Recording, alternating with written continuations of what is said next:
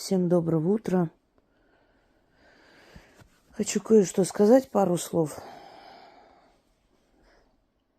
Вот столько трудов, разговоров, столько объяснений, столько желаний помочь людям.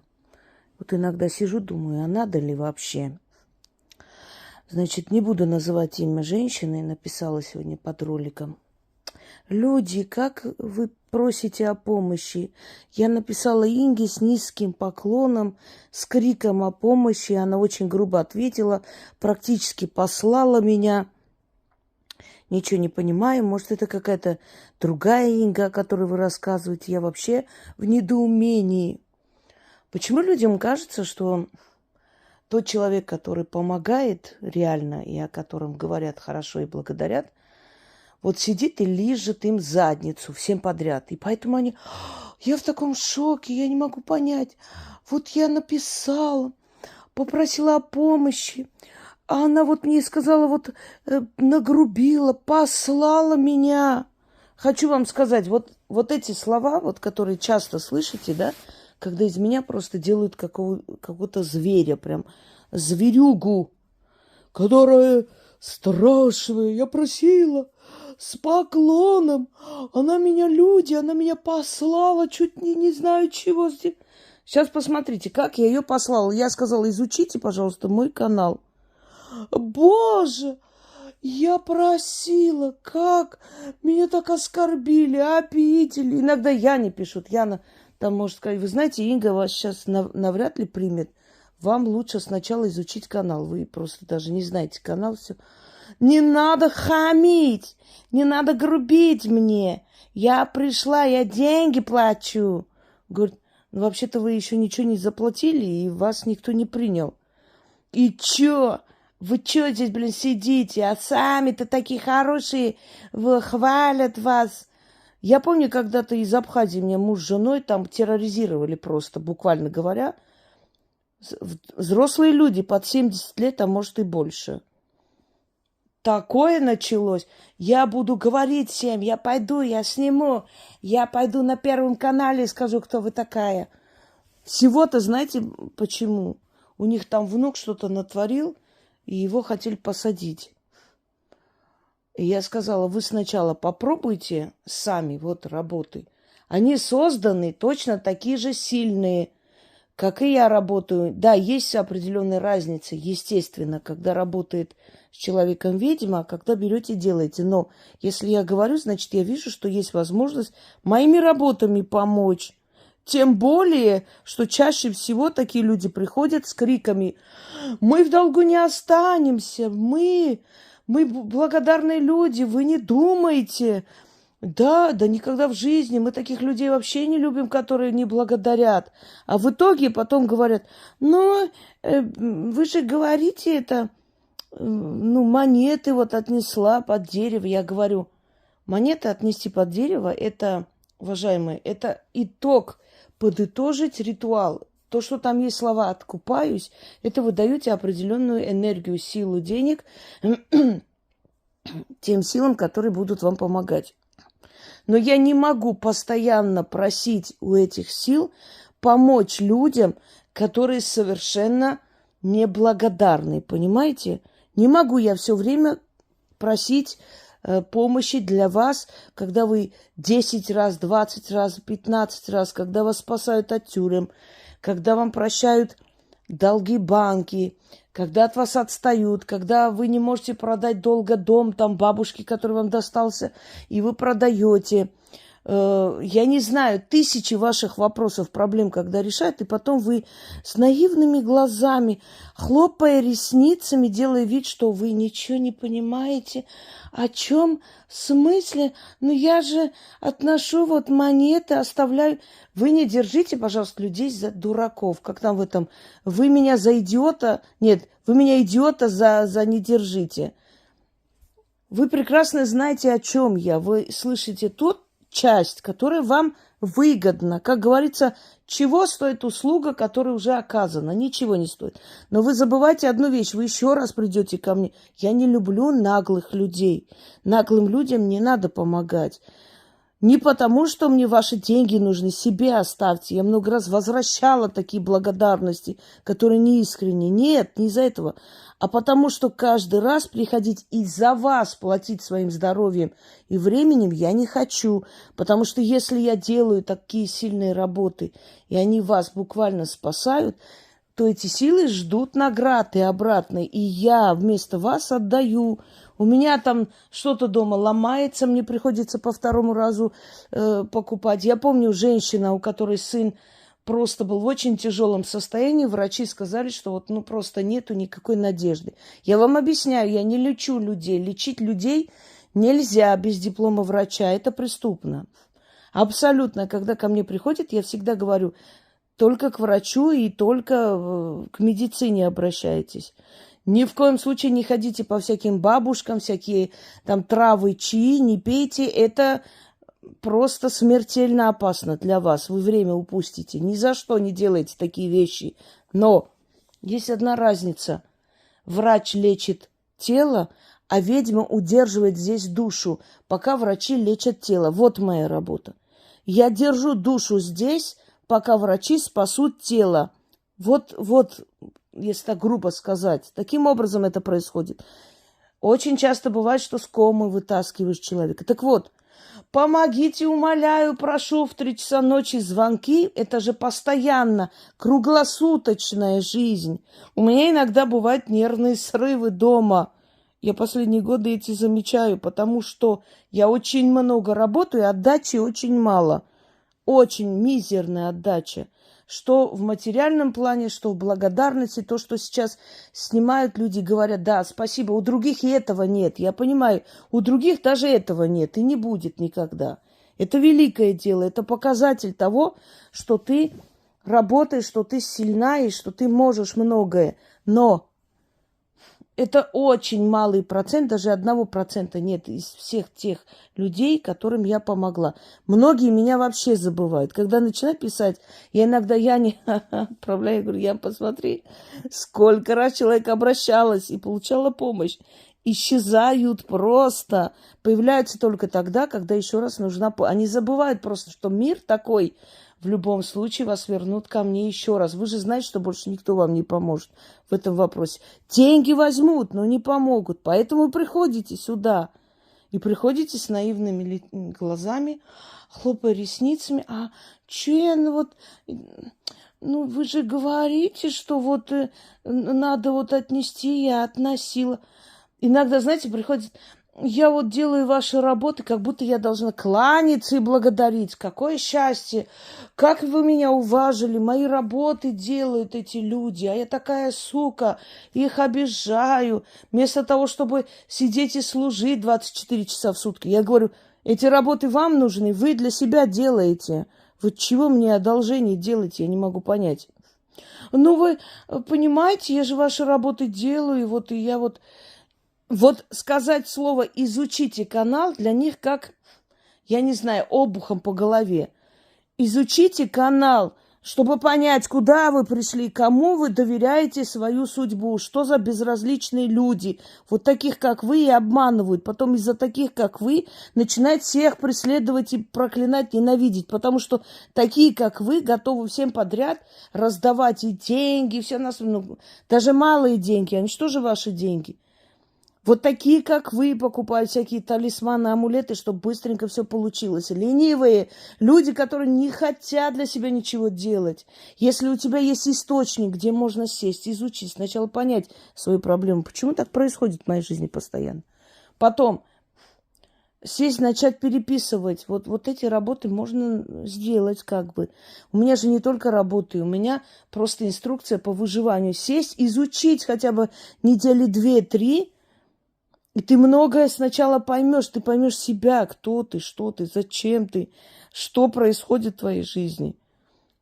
Попробуй сделать некоторые работы. Даже если вы помираете, я вас не приму, пока вы не изучите мой канал. Пока вы не поймете, с кем имеете дело. Я случайных людей не принимаю. Не равняйте меня с другими, которые цап-царап руками, когтями тащат вас к себе в берлогу и обдирают, понимаете? Не хочу я так не живу, я так не работаю, я так не отношусь к своей работе. Мне нужно, чтобы человек понимал, куда он попал, с кем имеет дело, все за и против обо мне узнать, взвесить, тогда ко мне обратиться. Нет, это не ценится. Надо сразу цап-царап. Тут же, ой, моя хорошая золотая, ты давай, я тебе помогу, давай денежки сюда. А потом ходи и спрашивай, а что такое, а почему, чего? Вот, и в конце тебя послали, кинули в черный список, так и заканчивается. Все эти дорогие золотые, вот эти обращения, они, собственно, нацелены на то, чтобы просто ободрать тебя. У меня цель помочь, понимаете? Очень часто приходят люди, я говорю, да не нужна вам консультация, потому что я знаю, что, я вижу, что то есть человек, во-первых, не в состоянии это оплачивать, это сложная работа. Во-вторых, не то, что мне ничего не стоит, но уже вот на последней стадии это все находится, просто отсечь надо эту силу смерти, и все, и сам человек остальное сделает. И я это делаю, и очень часто. И как вы думаете? Приходит, меняется все. Конечно, человек просто, можно сказать, из мертвых восстает. Все нормально. На этом все заканчивается. И приходит ко мне еще раз, когда помощь нужна. Еще нужна. В чем-то и как-то. Теперь вот этой женщине, которую я послала, нагрубила, чуть не избила, короче говоря. Доброго времени суток. Я, в общем, имя не буду. Мне 62 года, решила сделать чистку, защиту для себя, своего дома. Переехали в дом 7 лет назад, находящийся на горе. Мне здесь плохо все эти 7 лет. И соседка еще проблемы создает. Сама чистила, но, видимо, не такие способности у меня. А ведь вот это меня раздражает, когда приходят для того, чтобы просто заставить тебя работать, начинают... У меня просто не такие способности. А кто сказал, что у вас должны быть какие-то способности? Где? Вот поэтому и сказано, изучите, пожалуйста, канал «Люди». Там я объясняю, что для тех работ, которые для всех созданы, способности не нужны. Там слова-ключи, там специально так создано, чтобы оно сработало. Когда ты идешь, открываешь дверь, ты что, должен знать строение ключей, как там... Все это поворачивается, что там делается, что там замок, как устроен, куда вставлен. Каждый раз вы инструкцию читаете. Нет, взяли ключи, открыли дверь, зашли. Вышли, закрыли, уехали куда-то. Все. Это все, что вам надо знать. Вы сели за руль. Вы думаете о том, как работает машина сейчас, как вот это все, бензин там горит, как аккумулятор работает, мотор как ведет вперед, а колеса как крутятся. Вы сидите, инструкцию читаете каждый раз. Вас научили, как на нем ездить. Все. Вы сели, поехали. Оно само уже работает, этот механизм уже создан, чтобы вы сели, включили, повернули руль и поехали. Понимаете? То же самое сделано здесь. Вам нужно взять и начитать. Все. Вам не надо обладать силой, способностями, опытом в магии. Не надо заканчивать высшую магистратуру. Надо просто сесть, взять эту работу и начитать. И многие обманывают. Я много читала, пробовала ваши работы. Когда спрашиваю, какие, они просто, знаете, как список.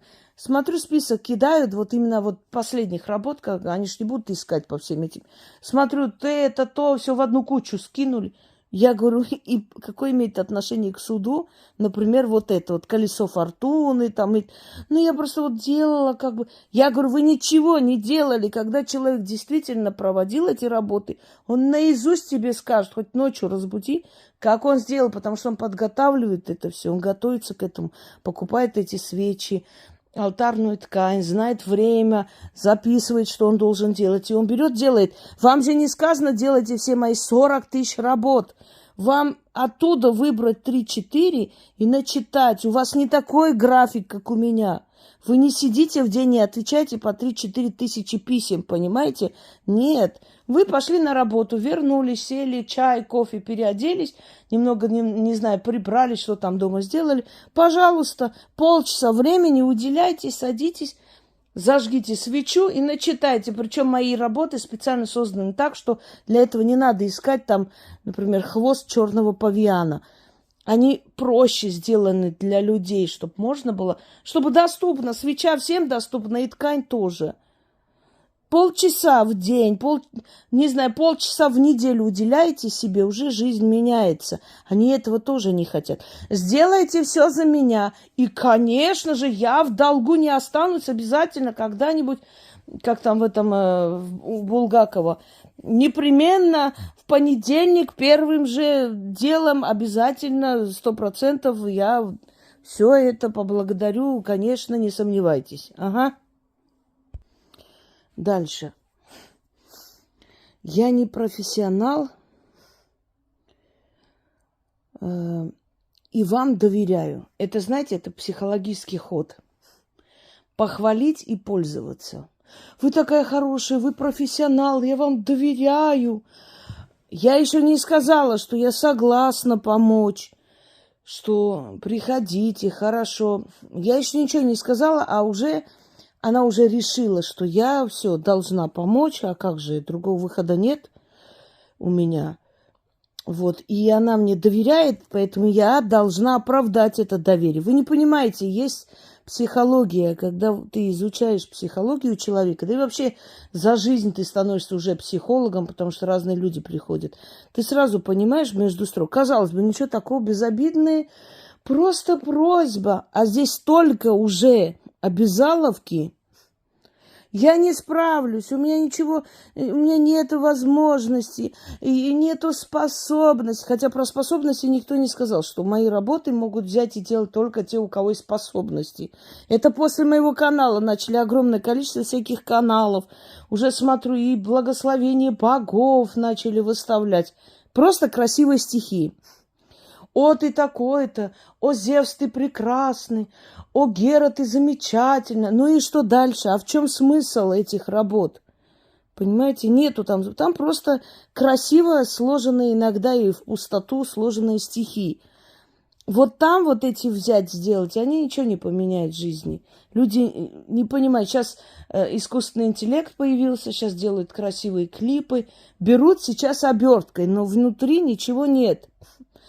Да, согласна. Вот эти работы, если взять, если они работами называются, и там начитать или сделать, ничего не получится, потому что там нету ни смысла, ни слов, ключей, ничего нет. Там нет магии, там просто красиво написанные слова, зачастую примитивные слова.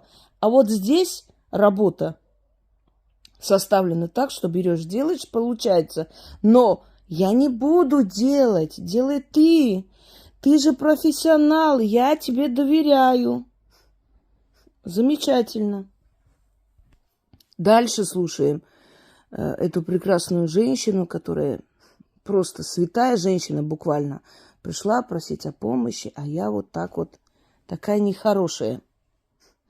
А еще внучкам и дочке нужна, а сил совсем нет, так что или кто-то к земле, как что-то или кто-то к земле прибивает. Помогите, благодарю заранее. Это тоже один из форм рабства. Знаете, вот тебя взяли в рабство уже. Давай, паши. Во-первых, тебе доверяют, ты же профессионал. Во-вторых, у человека такие проблемы, понимаешь, а ты должна помочь. И далее, и дочки, и внучки тоже не забудь помочь, обязательно. И заранее благодарю, все. Заранее благодарю, это всегда говорят люди, которые привыкли на наглиже всегда суваться везде. С наивным видом. Это те самые люди, которые кошек пинают на улицах, знаете, во дворах. Но с белыми платочками из церквей не вылазят. Очень верующие, очень святые люди. Но если посмотреть на их дела, ужаснешься. Понимаете? И вот такие святые Божьи одуванчики, они всегда говорят, заранее благодарю. Ты пришла для начала, вместо того, чтобы сваливать на меня все свои бедствия, спроси, здравствуйте, могу к вам обратиться? У меня есть просьба. Сможете мне помочь? Можно к вам обратиться с просьбой? Когда я скажу, говорите, что там у вас. Вот пишите мне. Нет, некоторые весь свой семейный альбом отправляют мне. Я говорю, женщина, я не просила вас эти фотографии, зачем вы мне их кидаете? Она даже не слышит, как из этой серии, да? Пофиг, пляшем. Она дальше пишет, вот у меня вот так. Я говорю, алло, вы меня слышите? Я вам написала, зачем вы мне эти фотографии отправляете? Ну, вы же помогаете. Ну и что? Врачи тоже помогают. Что теперь, в кабинет зайти прям? Здрасте, помогайте, вы же врач, заранее спасибо. Но есть же манера, есть. Потом изучаешь канал. Я же сказала, каким образом приходит ко мне на консультацию. Напишите Яне, она вас назначит. Я сначала смотрю, мне не нужно оплачивать. Я сначала смотрю, кого я приму, только после этого приходит человек и оплачивает мою консультацию. Никто не приходит и не оплачивает заранее, а потом я подумаю, нет. Я сначала выбираю из этих людей и говорю, вот этому человеку оплатить можно, я приму вот этому человеку. Все. Остальные свободны. Изучите дальше и делайте мои работы. Вы еще не готовы ко мне попасть. Понимаете? Нету такого, что сначала иди оплати, а там подумаем. Нету. И все, кто приходил на консультацию, вам это скажут. Я сначала смотрю, буду я вообще принимать человека или нет. Дальше. Я говорю, вы себя слышите? Здравствуйте, Инга, а что-то не так написала? Я прослушала благодарности вашего клиента о защите, которую вы поставили человеку. Или я что-то не так поняла? А у них вот у всех манипуляторов такой. Я что-то не так поняла? Я что, ошиблась в вас? То есть, оказывается, вы не такая, значит, хорошая. Вот ваш клиент... Или, возможно, по каким-то причинам я не по адресу. Это уже, чтобы язвить вам, просто, знаете, обидеть. Не, как говорится, не съем, так понадкусаю. Может, я не по адресу, может, вы ничего и не можете, не поможете, а я тут пишу. Благодарю за любой ответ. Я сказала, иронию свою себе оставьте, это во-первых. Во-вторых, клиентов у меня нет. Я не хочу голосовые ее и свои включать. Вот, у меня нет клиентов, есть люди, которые ко мне обращались. И сначала, прежде чем прийти ко мне, изучите мой канал. Так если вы изучите, вы посмотрите, я вывела на главный, там этот, как ролик, как он называется, визитка канала, чтобы как ко мне попасть на консультацию. Русскими буквами написано. Заходите, слушайте хотя бы для начала, потом понимаете, нет, пока не буду писать, сначала немного изучу, посмотрю, что и как. А потом, да, потом напишу. Другой вопрос. Не, зачем? Мне сейчас надо, мне срочнее всех нужно. Я что, буду твой канал изучать? Некоторые, как, знаете, как говорят, знаете, как будто мне пощечину дают. Мне некогда изучать какие-то каналы, мне помощь была нужна. Так и пошла вон отсюда. Ты идешь, делаешь операцию себе сложную. Тебе не интересно, к какому хирургу ты попадешь? Кто тебя распотрошит и зашлет обратно? Не интересно? Это твоя жизнь, так здесь тоже твоя жизнь и твоя судьба. Тебе не интересно, кому ты пойдешь? Что за человек вообще? Посмотреть, понять, этот человек вообще что-то может, делает. Кто этот человек? Поэтому на вашей жадности и тупости зарабатывают миллиарды. Я научу вас быть ведьмами, приходите, я вас спасу, я открою у вас какие-то способности, у вас у всех есть способности, вы все можете колдовать. Тогда у всех есть способности дергать зубы. Тогда все могут быть врачи, учителя, космонавты. У всех. Почему вы думаете, что ведовство, что колдовство – это не профессия? Вы все будете магами. 100 раз было сказано, маг – это жрец. Жрец западной школы. Хотя так, магами изначально называли восточную школу магии. Все из Востока идет, в принципе.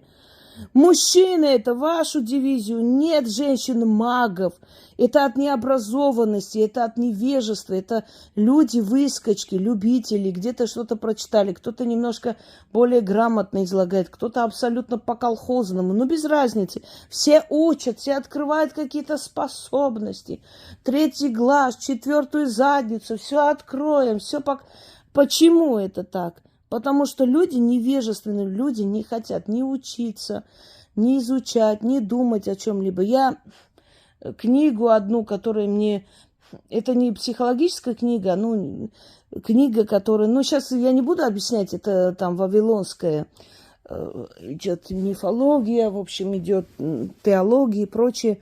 Маленькая такая книженция была мне когда-то, я случайно просто увидела, купила. Я перечитала, наверное, от корки до корки раз 5. Я много чего для себя раскрыла, увидела то, что раньше мне было неведомо. Это в студенческий год.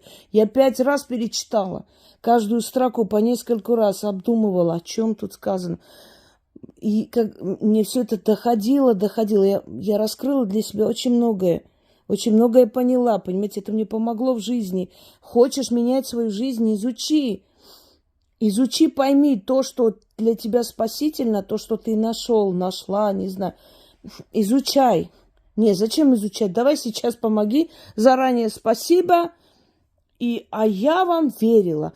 А я, может, не туда написала, а то все хвалят. Почему вы решили, что если меня хвалят, я им задницу лежу? Извините за выражение. С чего вы решили? Я им точно так же отвечала некоторыми грубо и намного грубее, чем вам. Но люди разумные поняли, нет, я неправильно себя повела. Значит, подождите, а почему мне так ответили? Может, я действительно глупо себя повела? Да, я не сумасшедшая и не кидаться на людей. Просто я вижу, что человек пишет ерунду. Я нормально, вежливо. Один раз могу сказать, второй раз. Я даже на канале не сразу блокирую. Просто удаляю глупость. В ожидании, что человек поймет. Или там сидят, пишут мне письмо. На каждом слове 3 сердечки, руки скрещенные, губы какие-то, курицы, собаки, там, машины. Вы что, ненормальные, что ли? Я говорю, вам сколько лет вообще? Мне это 53 года. Я говорю, такое ощущение, как будто застряла в 13-летнем возрасте. Ты вообще нормальная женщина? Что за хрень? Серьезно, пиши о своей проблеме. У тебя есть проблема? Пиши. Или там эти плачущие смайлики 50 штук ставь. Помогите, мне плохо. У меня вот это вот. Что-то у меня вот это. Курицы, коровы, кукурузы какие-то. Вы вообще ненормальные, что ли? Ну, просто я хотела вам приятно сделать. А мне неприятно. Я что, даун? Что это такое? Недоразвитое, что ли? Что за эти заманиловки? Это что за чупа-чупсы какие-то рисуют? Вы нормальный человек?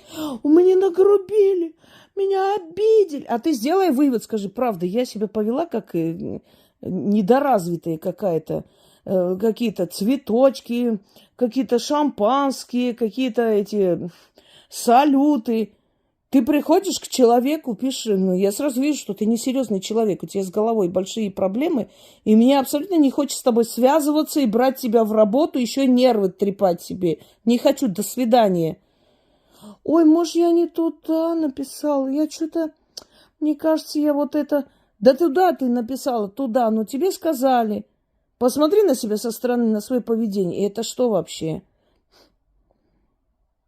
Сделай выводы, ты, значит, выглядишь глупо со стороны. Неужели непонятно? Дальше. А куда мне обратиться тогда? Помогите. Ну, не знаю, куда обратиться. Куда хочешь, туда и обращайся. Интересный вопрос, да? Мне пишут, а куда мне обратиться тогда? И этот человек говорит, мне грубо ответили. Я всего лишь сказала, вы пишете ерунду, не занимайте мое время. Все, до свидания. А куда мне обратиться? Не знаю. Парень отзыв оставил, что вы защиту ставите. Ну, оставил парень отзыв. И дальше что? Я так поняла, на канале у вас номера телефонов вашей помощницы. Вот поэтому надо изучать канал. Изучать надо. Когда вам говорят, пожалуйста, изучите сначала. Поймите, куда пишете, кому пишете. Не, по пофигу. Сразу напишу. Заранее спасибо, пожалуйста, помогите. Очень плохо. Все, там вы профессионал. Я там пробовала, что-то чистил. Вот как ты могла чистить, если ты даже не знаешь, кто я, куда ты пишешь? Кому? Вот зачем врать приходить? Я сделала, мне сил не хватает. Они, наверное, хотят внушить мне чувство вины. Знаете, что в мою работу взяли, а она не помогла им, поэтому теперь ты обязана помочь. Извините. Не помогла, не делай. Я что, ты мне деньги платила за это или что? Я не понимаю. Я тебе ничем не обязана. Не помогла эта работа, бери другую. Так дело в том, что никто не сделал, что помогло, понимаете? Не помогает только тем, кто не делает. Точка. Дальше. Я так поняла, на канале у вас номера телефонов вашей помощницы, по которой может записаться. Вот я ей написала. Я сама там, ну, вообще не буду говорить откуда. Прошу прощения, что вас обидела. Вот это самая глупость, когда приходят, и ты говоришь, вы знаете, изучите канал, вы рано пришли, только после напишите. Извините, что я вас обидел. Да кто ты такая меня обижать? Вот что за глупость? Почему люди... Я не понимаю, самая читающая страна в мире, мы стали абсолютно необразованные, докатились. Причем от национальности не зависит, все одинаково себя ведут. Извините, что обидела. Ты кто меня обижать? Скажите мне, кто ты? Настолько надо быть глупым в таком возрасте. Я не понимаю, как они выживают вообще. Вы не представляете, какие куриные бывают мозги. Я смотрю, думаю, как ты дожила до 60 лет, человек? Если бы у меня были такие мозги, я бы пропала просто. Просто пропала по жизни. Обидели меня. Я говорю, послушайте, обижать может человек близкий. И обидеться я могу на близкого человека. Вы мне кто? Или, извините, что я вас огорчила. Прямо огорчила, пойду сопьюсь. Причем здесь огорчение мое? Почему ты должна меня огорчить? Я тебя знать не знаю. Первый раз прочитала и забыла, как тебя звали. С чего я должна из-за тебя огорчаться? Объясните мне. Такая глупость. Даже общаться не умеете просто. Как вы живете в этом мире? Как вы ходите, просите там о помощи? Как вы где-то записываетесь? Как вы лечитесь? Как вы детей в школу устраиваете с такими мозгами? Вы разговаривать даже не умеете по-человечески, чтобы вас поняли, что вы хотите. Извините, что обидела. Извините от всей души. Ой, ну эти вот все эти смазливые вот эти вот фокусы. Извините, простите. И сразу же, может, я не туда написала? Она мне так нагрубила, послала. Боже мой, боже, послали ее, сказали, изучите канал, только после этого приходите. Какой ужас, какое оскорбление, вендетта объявляю. Как там все... Нет прощения, конец света. Как можно вообще так оскорбить человека, оскорбить? Сказать, иди изучи, пожалуйста, сначала, потом приходи. Какое страшное оскорбление я нанесла прям до глубины души. Вы серьезно? А как я с вами должна разговаривать? Конечно, конечно, вам же 62 года. Это все подчеркивает специально. Мне 62 года. Мне 73 года. Я хочу, чтобы вы мне помогли. Мне 80 лет. Да какая разница, сколько вам лет? Понимаете, разум в мозгах, а не в годах этих, и не в возрасте. Люди иногда стареют, а как были, так и остаются на уровне 15-летних. Какая разница, сколько вам лет? Какая мне разница? Вы что думаете, если вам за 60 лет, я должна вам кланяться? Что, какие заслуги у вас? Что вы прожили 60 лет? Ну и что, отлично, замечательно. Мы все, может быть, проживем. Кто раньше, кто позже. Это не заслуга. Не ставьте себе в заслуги свои года. Заслуга – это ваши дела, деяния. Что вы сделали за эти годы? Вот о чем речь. Помогите, чистите дом. Моей дочке, внучке тоже надо помочь. И заранее спасибо. Давайте, начинайте. И слова. Изучите сначала канал. Потом придете. Может, я не туда написала. А куда мне тогда идти, чтобы мне быстренько помогли? Вот так, просто так. Конечно, и бесплатно, и чтобы по-быстрому, и все это сделали. Куда мне еще обращаться надо? Это просто... Значит, послушайте внимательно. Никто вам ничем не обязан. И я в том числе. И если вы приходите, вы должны изучить эти правила. Если я что-то хочу себе заказать, например, атрибут или просто для себя, я смотрю канал человека, вот мастер там, он что-то делает. Я сначала смотрю, до скольки можно написать этому человеку. По нашему времени, который час, где он находится, чтобы рассчитать время, не написать ему там в 3 часа ночи. Потом я пишу этому человеку, если там сказано написать: здравствуйте, вот я хотела бы заказать у вас вот такую-то работу. Иногда фотографии отправляю, как они просят на сайте. Сколько это будет стоить, каким образом это, значит, отправляется, за какой срок это делается. Но там конкретно работа какая-то, которую должны успеть как бы сделать. Поэтому там срок обозначать обязательно нужно. И человек пишет, стоит столько-то, отправлю в течение 2 недель, там и так далее, из такого-то города. Все, я оплачиваю, если я хочу, спрашиваю, куда мне оплатить. Кидаю ему этот чек и жду. Понимаете? Вот так. Но сначала я смотрю, как надо писать, во сколько писать, каким образом. Я смотрю, что там требует человек. Приложите фотографию, там то, что вы хотите заказать. Пожалуйста, напишите, какой город и так далее. Вот я и пишу, я с такого-то города, вот, и так далее. Все, никаких проблем нет. А если я буду в 3 часа ночи ему звонить, здрасте, вот мне это самое, а вот, не знаю, там называется, вот так вот выглядит, вот такая зеленая, и сверху вот красный цвет такой намазанный чуть-чуть, и вот не помню, как он называется, вот, меня могут послать и правильно сделают, потому что ему некогда. У него и так работы полно, и видно, что он востребованный человек. Хочешь, чтобы до тебя, то есть на тебя обратили внимание и помогли тебе в этом вопросе за твои деньги? Изучи сначала и нормально по-человечески обращайся. Все, и сразу же четко, ясно тебе дадут ответ. Сколько можно говорить людям? Вы доверяете судьбу свою человеку? Не хотите знать, кто этот человек вообще? Пофигу совсем. Ой, мне слов нет. Все, давайте на этом завершим. Может быть, кому-то это будет полезно. Очень надеюсь. Всем удачи!